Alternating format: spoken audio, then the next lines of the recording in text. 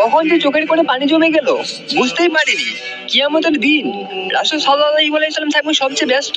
পুলসিরাত, মিজানের পাল্লা, হাউজে কাউসার একসাথে ছুটাছুটি করতে থাকবেন ইয়া উম্মতি বলে। জিবরাইল আলাইহিস সালাম ওনাকে তুলবেন কবর থেকে।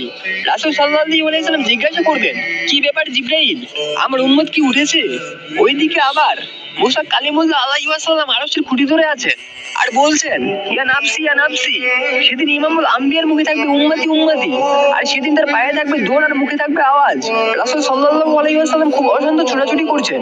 হঠাৎ ওনার মনে পড়ে, আমার উম্মত ক্লান্ত পিপাসার্ত নয় তো, ছুটে যান হাউজে কাউসারে। এই তো পিপাসার্ত উম্মত।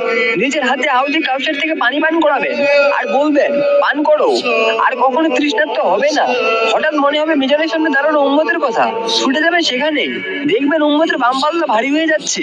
পেরেছেন তিনি হয়রান, অথবা দৌড়ে যাবেন দুরুদের পিঠে।